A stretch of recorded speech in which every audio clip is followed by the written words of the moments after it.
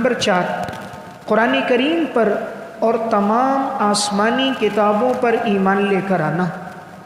تو ایمان کا ایک شعبہ ہے کہ قرآن کریم پر اور اللہ تعالیٰ نے جتنی بھی آسمانی کتابیں نازل کی، جتنے صحیفے نازل کیے، ان سب پر ایمان لانا۔ اللہ رب العزت قرآن کریم میں ارشاد فرماتے ہیں کہ متقین کے اوصاف میں والذین یؤمنون بما انزل الیک، ایمان والے وہ ہوں گے جو ایمان لائیں گے جو آپ پر نازل کیا گیا، اور حضور پر جو نازل ہوا وہ قرآن ہے، اور وما انزل من قبلک، اور ایمان لائیں گے اس پر جو آپ سے پہلے نازل ہوا، پہلے نبیوں پر۔ معلوم ہوا دونوں چیزوں پر ایمان لانا ضروری ہے۔ اگر کوئی ایمان نہیں لاتا تو کسی بھی وقت اس کا ایمان مکمل نہیں ہو سکتا۔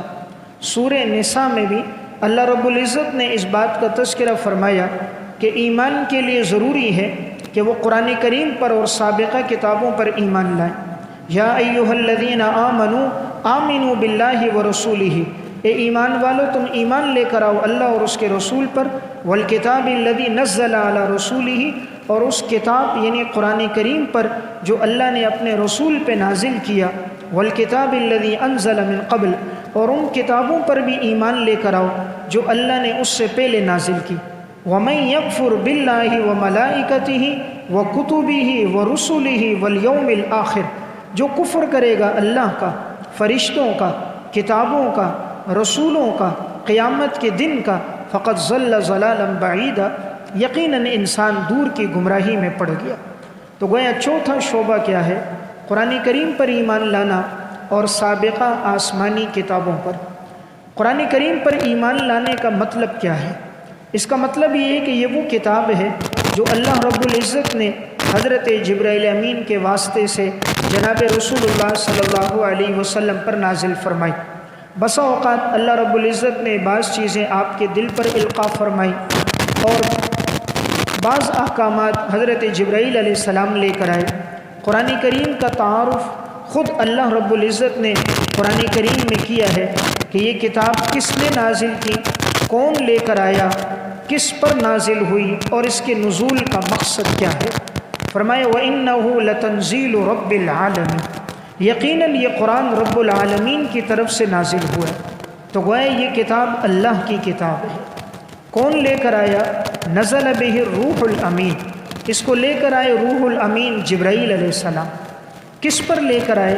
علی قلبک، آپ کے دل پر اتارا، یعنی رسول اللہ صلی اللہ علیہ وسلم پر نازل ہو۔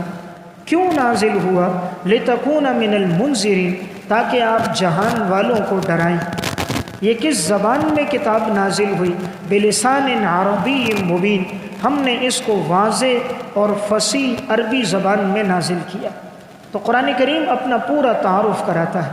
لا یأتیہ الباطل من بین یدیہ ولا من خلفہ، نہ اس میں باطل آگے سے آ سکتا ہے نہ پیچھے سے۔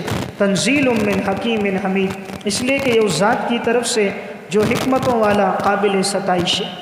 پھر جو قرآن کو لے کر آئے حضرت جبرائیل امین، اللہ رب العزت نے ان کی صفات بیان فرمائی کہ جبرائیل کوئی عام فرشتہ نہیں ہے، بلکہ جبرائیل وہ فرشتہ ہے کہ جو وحی کو لے کر آتا ہے، اور اس کی صفات بیان فرمائی اور ان کے اوصاف میں 3 صفتوں کا تذکرہ کیا۔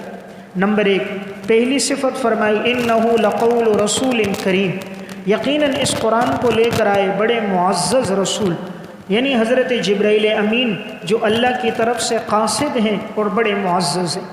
نمبر 2، ذی قوت عند ذی العرش مکین، جو عرش والے کے ہاں بڑے طاقتور ہیں، بڑے طاقتور ہیں عرش والے کے ہاں۔